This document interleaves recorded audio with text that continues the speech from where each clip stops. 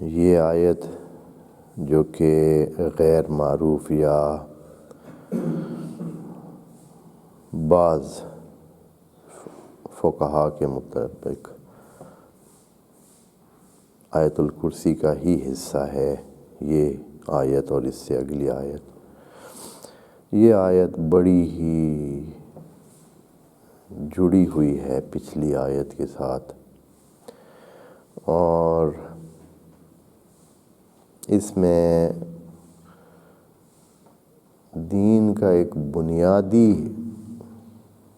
عقیدہ جس میں مسلمان یا امت اسلامی میں کلامی لیول پر بڑی سخت قسم کی لے دے یا اختلاف موجود ہے، اور وہ یہ ہے کہ آیا دین اختیاری چیز ہے یا جبر ہے؟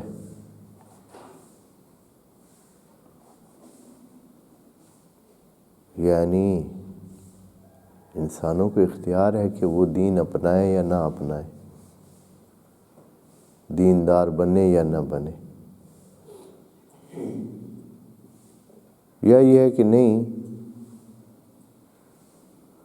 جیسے بھی ہے ان کو دیندار بننا چاہیے، دین پہ آنا چاہیے، ماننا چاہیے،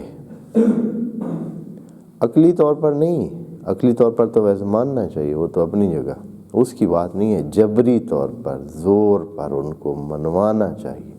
کوئی اگر نہیں مانتا ہے تو پھر اس کی خیر نہیں۔ آیا اس طرح ہے یا یہ ہے کہ نہیں دین عقلانی چیز ہے، اگر کوئی مانتا ہے تو اس کا بھلا ہوگا، نہیں مانتا ہے تو نقصان کرے گا، یہ ہے۔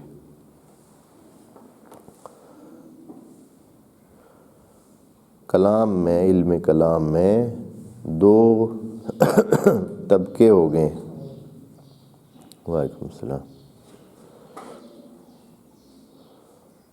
اور ایک طبقہ جو ہے وہ جبر کا قائل ہے، البتہ یہ جبر فی تکوین کی علیحدہ بات ہے، وہ جو کہ خدا کی طرف سے جبر نہیں، اصل دین کے بارے میں بات ہو رہی ہے، دین کے بارے میں کہ حتماً ماننا چاہیے، سب کو منوانا چاہیے۔ جب بھی زور چلے، آپ کو پتہ چلے کہ مثلا فلاں جگہ ایک کافر رہتا ہے، آپ کا زور چلتا ہے تو آپ اس کو مسلمان بنانے کے لیے کوشش کریں، پہلے زبان سے، پھر ہاتھ سے، پھر بندوق سے، جیسے بھی ہو۔ یا کوئی ملک ہیں ایسے جو کافر ہیں تو ان کو جو ہے یا اس طرح ہے یا نہیں، ہر کسی کی مرضی ہے۔ اللہ نے بتا دیا ہے کہ انسانوں یہ دو راستے ہیں، جو بھی انتخاب کریں گے اس کا نتیجہ خود ہی بھگتیں گے۔ اس میں سے کیا طریقہ ہے، یہ بہت اچھی خاصی بحثیں ہیں، جھگڑے ہیں۔ مسلمان جو ہے وہ کچھ اس طرف قائل ہیں، کچھ اس طرف قائل ہیں۔ یقیناً یہ چیز جو ہے نہ صرف مسلمانوں میں بلکہ دیگر ادیان میں بھی ہے، ادھر بھی ایسے ہی یہ بحثیں ہیں، کچھ اس طرح قائل ہوں گے اور کچھ اس طرح قائل ہوں گے، شدت پسند۔ تو اب یہاں فیصلہ خدا کریم جو ہے وہ دے دیتا ہے۔ پہلے ہم اس کو تھوڑا سا پچھلی آیت کے ساتھ جوڑیں گے کہ اللہ نے یہ آیت یہاں رکھی ہی کیوں ہے، یہ بات یہاں کی ہی کیوں ہے۔ توحید کے بعد جو کہ آیت الکرسی کا پہلا حصہ اور مرکزی حصہ ہے، اس میں توحید کو بڑے وافر انداز میں بیان کرنے کے بعد یہ آیت ادھر اس کا کیا تعلق ہے، یا جو اس میں بیانیہ دیا گیا اس کا کیا تعلق ہے۔ جو الفاظ ہیں اس کے ابتدا ہو رہی ہے لا اکراہ، لا اکراہ۔ اکراہ جو ہے یہ نکرہ نفی کے سیاق میں آیا ہوا ہے، لا نافیہ کے بعد، اس کا مطلب ہے کوئی کسی قسم کا یعنی جب نکرہ سیاق کے نفی میں ہوتا ہے تو یہ شمول کا معنی دیتا ہے، یعنی کسی قسم کا کوئی اکراہ کا مطلب ہوتا ہے بے زور بازو، زور سے، جبر سے، طاقت سے کسی چیز کو آپ منوائیں یا کریں۔ لا اکراہ فی الدین۔ ہم ان الفاظ پہ تھوڑی توجہ دیں گے، لیکن پہلے اس بیانیے کو کہ اللہ کہہ رہا ہے کہ دین میں کوئی جبر نہیں ہے، دین میں کسی کو زور سے منوانے کی بات نہیں، اس کی تفصیل کریں گے۔ وعلیکم السلام۔ یہ بات کہنے کی ضرورت کیوں پڑی؟ ضرورت اس وجہ سے پڑی ہے کہ خدائے کریم نے جو پچھلی آیت بیان کی ہے، آیت نمبر 255، اس کے مضامین میں جبر اور اکراہ جیسے ٹھاٹھے مارتے سمندر ہوتا ہے اس طرح ہے، یعنی اس کا ہر بند یہ کہہ رہا ہے کہ اور کچھ بھی نہیں ہے سوائے اس کے، طاقت کسی کی نہیں ہے سوائے اس کے، علم کسی کا نہیں ہے سوائے اس کے، کیوں کچھ ہے ہی نہیں۔ تو اس کا مطلب یہ ہے کہ کچھ بھی نہیں ہو سکتا اس کے پاس، یہ جو دین ہے یا جو کچھ ہے ہم اس جبر میں موجود ہیں، ٹوٹلی ہم اختیار ہی نہیں رکھتے ہیں۔ اللہ چاہے گا تو وہ کرے گا، یعنی اللہ چاہے گا تو ہم اس طرح، اللہ کا چاہنا ہی چلے گا، چاہے وہ تکوینی لیول پر ہو جیسے کہ ہر چیز اس کے چاہنے کے مطابق ہے، چاہے تشریعی لیول پر ہو،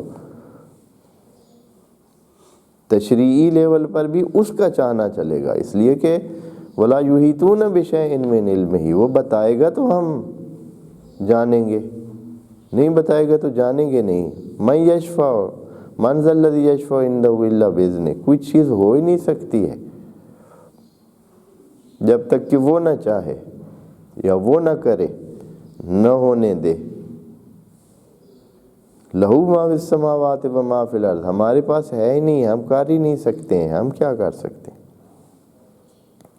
یعنی اس میں ایسے لگتا ہے کہ انسان جیسے باقی کائنات ہے وہ بھی مجبور ہے، اور حتماً اس کو، یعنی جب کوئی چیز کسی کی ہے ہی نہیں، کوئی کسی قابل ہی نہیں ہے، کسی کے پاس کوئی علم ہی نہیں ہے، جب ساری صورتحال یہ ہے تو انسان مجبور ہے کہ اس خاص دائرے میں ہی چلے۔ وعلیکم السلام۔ اس خاص طریقے سے جو اس کے لیے سیٹ کیا گیا ہے اس میں ہی چلے۔ اب اگر تھوڑی سی ادھر ادھر کرتا ہے تو اس کا مطلب ہے کسی اور کی بھی چل رہی ہے، بس جائز نہیں ہے، بس جبراً اس کو جیسے بھی ہے ادھر لانا چاہیے۔ خدائے کریم یہاں یہی فرق بتانا چاہتا ہے کہ وہ ساری صورتحال جو میں نے بتائی ہے پچھلی آیت میں، وہ ساری کی ساری تکوینی ہے، تکوین میں وہ ساری بات ہے جو پیچھے پچھلی آیت میں بیان ہوئی، لیکن جو دین کا معاملہ ہے اس میں بات علیحدہ ہے، آپ اس کو مکس نہ کریں۔ تھوڑا سا سمجھیں گے، یہ بات ایسے آسانی سے سمجھ آتی نہیں ہے، اس لیے کہ یہ ایسا معاملہ ہے، یہ علم کلام والا، اور یہی خصوصاً یہی جبر اور اکراہ اور جبر اور تفویض والا ایسا معاملہ ہے کہ اس میں ہم اگر کہیں کہ 90-95% علماء کو سمجھ ہی نہیں ہے، علماء کی بات کروں، عوام کی نہیں کر رہا ہوں، اور جن کو سمجھ آ جاتی ہے وہ کنفیوز بھی بہت ہو جاتے ہیں، اور بعض اوقات اسی بحثوں میں ہی بندہ اتنا کنفیوز ہو جاتا ہے کہ وہ دین ہی چھوڑ دیتا ہے، اس کو دین ایسے لگتا ہے کہ یہ کس قسم کی چیز ہے، یہ نہ سمجھ آنے والی چیز ہے، یا یہ ہے کہ یہ مسئلہ جو ہے وہ جبری ہے یا تفویضی ہے، یا کوئی اس طرح قائل ہو جاتا ہے، کوئی ادھر قائل ہو جاتا ہے۔ بیانات قرآن کے جب دیکھتا ہے تو بہت سارے فخر رازی جیسا بندہ وہ کہتے ہیں کہ پتہ نہیں ہم جائیں تو جائیں کہاں، یہ تو ٹھاٹھے مارتا ہوا سمندر ہے جس میں جبر کا بتایا گیا ہے کہ اللہ کر رہا ہے، جو کچھ ہو رہا ہے وہ کر رہا ہے، وہ کر. تو یہاں خدا کریم بڑی دقت کے ساتھ آ کر اس مسئلے کو بیان کرتے ہیں. وہ جو پیچھے بتایا ہے اس میں تکوین کی بات ہے. کائنات جو ہے، تکوین کون سے ہے اور کون سے کائنات بھی ہے اور کون سے تکوین بھی ہے. تکوین کا مطلب بتائیے جو باہر وجود دیتا ہے کسی چیز کو، جو کچھ ہوتا ہے، یہ جو کچھ ہو رہا ہے، یہ سارے کا سارا عمل، آنا جانا، اٹھنا بیٹھنا، ہونا نہ ہونا، کم عقل ہونا، زیادہ عقل والا ہونا، تھوڑا ہونا، زیادہ ہونا، اوپر ہونا، نیچے ہونا، ادھر ہونا، ادھر ہونا، کیا ہونا کیا نہ ہونا، یہ سب جو ہے، جو ہونا اور نہ ہونا کی بات ہے، یہ سارا تکوین کا عمل ہے. یہ خدا کریم کے ہی اختیار میں ہے، وہی کر رہا ہے. کوئی پتا اپنی جگہ سے ہل نہیں رہا ہے. تو یہ تکوین کی ہے، تکوین کا عمل ہے، کائناتی عمل ہے. کون اور وجود اور ہونے اور نہ ہونے کی بات ہے، یہ اس کے اختیار میں ہے. لہو ما فی السماوات و ما فی الارض من یشفع عندہ الا باذنہ. کچھ بھی جوڑ ادھر سے ادھر نہیں ہوتا ہے جب تک کہ وہ اجازت نہ دے.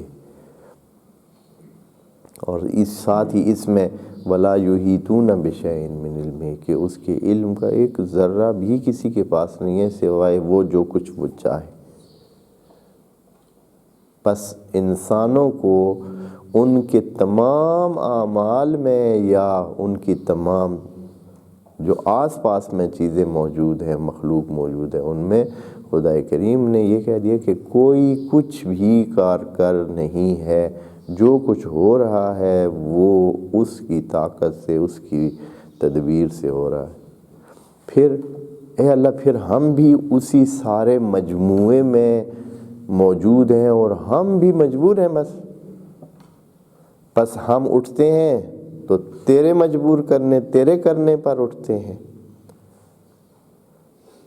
سوتے ہیں تو تیرے اس پہ، اگر نماز پڑھتے ہیں تو تیرے کہیں، تیرے اس کرنے کی وجہ سے پڑھتے ہیں، اور اگر نہیں پڑھتے ہیں تو تیرے، اگر سچ بولتے ہیں تو تیرے کہنے کی وجہ سے بولتے ہیں، اگر نہیں بولتے ہیں تو تیرے. تو اس کا مطلب یہ ہے کہ ہم بھائی مجبور ہیں، ہر چیز میں مجبور ہیں. یعنی ہم بھی اس ساری کائنات کا حصہ ہیں تو ہم بھی اس میں سمجھے مجبور ایک عنصر ہو گیا. جیسے ایک درخت ہے، اس کو اختیار نہیں ہے کہ وہ ادھر کرے یا ادھر کرے، جیسے اس کی سیٹنگ ہوئی ہے اس نے اسی طرح ہی کرنا ہے، اسی طرح ہی جانا ہے. اس کو اختیار نہیں ہے کہ وہ اپنی مرضی کرے کہ اچھا بھائی میں نے پھل نہیں دینا ہے، ہاں، یا میں نے بھائی پانی نہیں پینا ہے. نہیں، درخت کے ساتھ پانی جڑے گا، زمین جڑے گی، اس نے خود بخود عمل شروع کر دینا ہے. اس کے پاس نہ کی گنجائش نہیں ہے. باقی بھی چیزیں ایسے ہی ہیں. جیسے آپ کا مثلا مثال کے طور پر آپ پانی پیتے ہیں، آپ کا معدہ چاہے جیسے بھی اس نے قبول کر لینا ہے، اس نے اپنا کام شروع کر دینا ہے. بات چاہے آپ نے پانی ڈالا ہے، پانی کے ساتھ وہی کرے گا، دودھ ڈالا ہے اس کے ساتھ، کھانا ڈالا ہے اس کے ساتھ، یعنی جو بھی ہے وہ اس نے اپنا کام کرنا شروع کر. زہر ڈالا ہے، اگر آپ نے وہی چیز جو آتا ہے اس معدے کو بھی تباہ کرے گی، وہ بھی اگر آپ نے ڈالی ہے تو اس نے اپنا کام کر دینا ہے.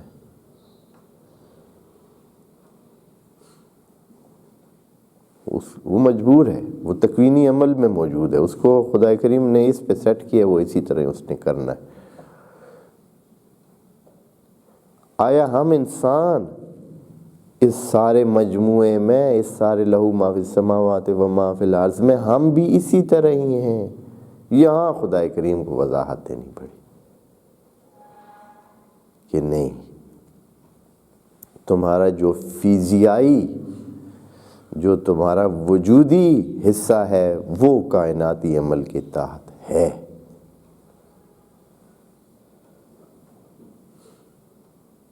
لیکن جو تمہارا عقلانی حصہ ہے، تمہارے پاس ایک ایکسٹرا چیز ہے اور وہ بھی دی ہوئی اس کی ہے، وہ آزاد ہے۔ یہ اب جملہ جو ہے لا اکراہ فی الدین، اس کو جملہ خبریہ بھی سمجھ سکتے ہیں اور جملہ انشائیہ بھی سمجھ سکتے ہیں۔ جملہ ظاہراً خبریہ ہے، یعنی اپنے سیٹنگ میں نحوی لحاظ سے جملے کی جو بناوٹ ہے وہ خبریہ جملہ ہے۔ جملہ خبریہ میں یہ ہوتا ہے کہ اس کو آپ جھوٹ یا سچ کہہ سکتے ہیں یا نفی ہی کر سکتے ہیں، ایسے ہے یا نہیں۔ لیکن جملہ انشائیہ وہ ہوتا ہے جس میں یک طرفہ ہوتا ہے کہ آپ نے بات کی ہے وہی بات ہے، اب اس میں آپ یہ نہیں کہہ سکتے ہیں کہ یہ جھوٹ ہے یا سچ۔ لیکن یہاں معنی دونوں معنی بھی ہو سکتے ہیں جملے، لیکن جملہ ظاہراً خبریہ ہے۔ اب خدا کریم یہاں بتاتا ہے کہ انسانوں، پچھلی باتیں جو کہ میں نے آپ کو بتائی ہیں حقائق پر مبنی ہیں، لیکن یہ بات آپ جان لیں اگر وہ جملہ انشائیہ کہ دین کے معاملے میں اکراہ نہیں ہے۔ کائناتی عمل میں اکراہ ہے، کائناتی عمل میں اکراہ ہے۔ آپ اپنے آپ کو نہیں کر سکتے کہ آپ نے کتنی زندگی کرنی ہے، آپ کے اختیار میں نہیں ہے۔ آپ نے کتنا آپ کے پاس کتنا عقل ہونا ہے، آپ کے اختیار میں نہیں ہے۔ آپ کے پاس کتنے وسائل ہونے ہیں، آپ کے اختیار میں نہیں ہے۔ آپ کے ماں باپ کون بننا ہے، آپ کے اختیار میں نہیں ہے۔ آپ نے کس جگہ پیدا ہونا ہے، آپ کے اختیار میں نہیں ہے۔ آپ نے کدھر مرنا ہے، آپ کے اختیار میں نہیں ہے۔ آپ کے بہت سارے چیزیں جو ہے کہ آپ کے ہاتھ بازو ان میں کتنی طاقت ہونی ہے، یہ آپ کے اختیار میں نہیں ہے۔ آپ کی آنکھوں نے کب تک کام کرنا ہے، آپ کے اختیار میں نہیں ہے۔ یعنی ہزاروں عنصر ہیں جو آپ کے اختیار میں نہیں ہے، جو اس کا آپ کا وجودی حصہ ہے اس میں آپ کے اختیار نہیں ہے، وہ اس نے سیٹ کرنا ہے۔ لیکن اس کا ایک دوسرا حصہ ہے عقلانی، جس کے ساتھ آپ نے اچھے برے کی تشخیص دینی ہے۔ آپ نے اپنا راستہ چننا ہے کہ اس راستے پہ جاننا ہے یا اس باقی تمام چیزوں کے لیے ایک راستہ ہے، باقی تمام مخلوق کے لیے ایک راستہ ہے، اس ایک راستے پہ ہی وہ چلنا ہے انہوں نے۔ انسان کے لیے دو راستے، انسان اور جن کے لیے دو راستے ہیں کہ وہ صراط مستقیم پہ بھی جا سکتا ہے اور صراط غی پہ بھی جا سکتا ہے، غلط راستے پہ بھی جا سکتا ہے، ضلالت کے راستے پہ بھی جا سکتا ہے۔ یہ اس کے پاس اختیار ہے۔ یہاں خدا کریم فرماتا ہے کہ انسانوں لا اکراہ فی الدین۔ جو دین والی بات ہے نا، دین کیا چیز ہے؟ پہلے تو یہ دین کو سمجھیں آپ۔ دین کا لفظ اسی دین والے لفظ سے ہے۔ دین اور دین دونوں ایک ہی مادے سے ہیں۔ دین کا مطلب کیا ہوتا ہے؟ دین کا معنی سمجھیں گے تو دین اسی کا اسم مصدر ہے یا حاصل مصدر کہہ سکتے ہیں۔ دین کا جو حاصل ہوتا ہے وہ دین ہوتا ہے۔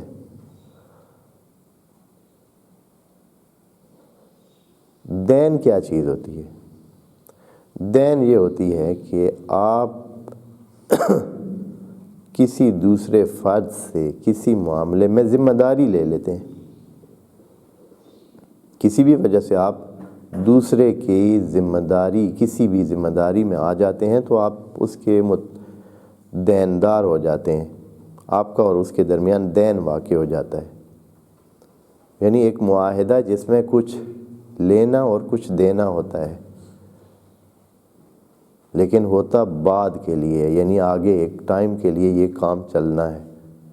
آپ نے ذمہ داری لے لی ہے، آپ نے یہ واپس پیش کرنا ہے، واپس دینا ہے۔ جو ذمہ داری آپ نے لی ہے، مثلا آپ نے کسی سے پیسے لیے قرض، یہ آپ نے ایک ذمہ داری لے لی ہے، ایک دین لے لیا ہے، ایک معاہدہ کر لیا ہے، آپ نے اس کو کیا کرنا ہے؟ واپس کرنا ہے۔ دین بھی یہی ہے۔ دین یعنی وہ معاہدہ جو اللہ اور انسان کے درمیان ہے۔ اللہ نے انسان کو انسان بنایا ہے، عقل دیا ہے اور اس زمین پہ زندگی دی ہے۔ اب انسان سے وہ بندگی چاہتا ہے، جو چیز انسان نے واپس کرنی ہے وہ کیا ہے کہ بندہ بن کے رہے، اس کا بندہ بن کے رہے، یہ واپس کرنا ہے۔ اس میں خدا کریم فرماتا ہے کہ اے انسان، اس میں اکراہ میں نہیں کروں گا، یہ تم خود سلیکٹ کرو گے۔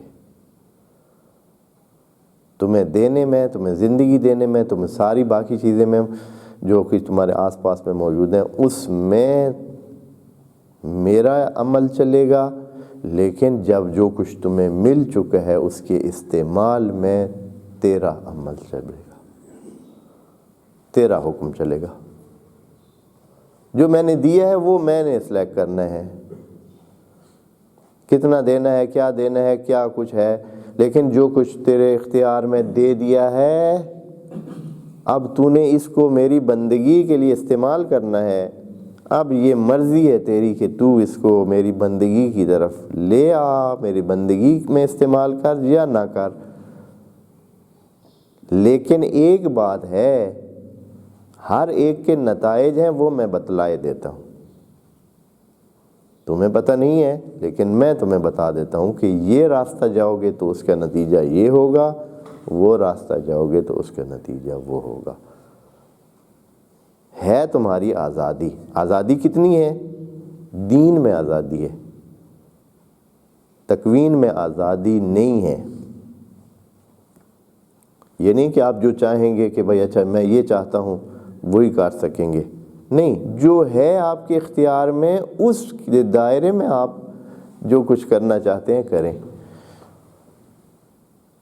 یہ نہیں کہ آپ چاہیں دنیا آپ کے پاس ہو تو ساری دنیا آپ کی ہو جائے، یہ نہیں ہو سکتا۔ یہ نہیں، جو دیا ہوا ہے، جس پر آپ کو صاحب اختیار بنا دیا گیا، جو آپ کے قبضے میں ہے، اس کے استعمال میں آیا وہ بندگی کا تعہد آپ برقرار رکھتے ہیں یا نہیں، یہ آپ کے اختیار میں۔ اگر بندے بن کے رہتے ہیں فابہا، آگے آپ اللہ کی طرف سے آپ کو جزائے خیر ملے گی، اور اگر آپ بندے بن کے نہیں رہتے ہیں تو آپ کو دوسری طرف جانا پڑے گا۔ بس لا اکراہ فی الدین، اللہ یہ کہنا چاہ رہے ہیں۔ بس اس کا جوڑ پچھلی آیت سے انشاءاللہ سمجھ آ جانا چاہیے کہ پچھلی آیت میں تکوینی طور پر خدا کریم نے انسان کو یا پوری کائنات کو جکڑ کے رکھ دیا ہے، اکراہ میں، جبر میں، کہ کوئی پتہ بھی نہیں ہلتا ہے اس کے اذن کے بغیر۔ لا اکراہ فی الدین، کیا بلکہ من ذا الذی یشفع عندہ الا باذنہ، یا یہ ہے کہ لہو ما فی السماوات و ما فی الارض ولا یحیطون بشیء من علمہ الا بما شاء۔ بالکل ایسے کر دیا نا کہ بے اختیار بنا کے رکھ دیا انسان کو، کہ انسان بھی اس کائنات کا حصہ ہونے کے حساب سے کیا ہے؟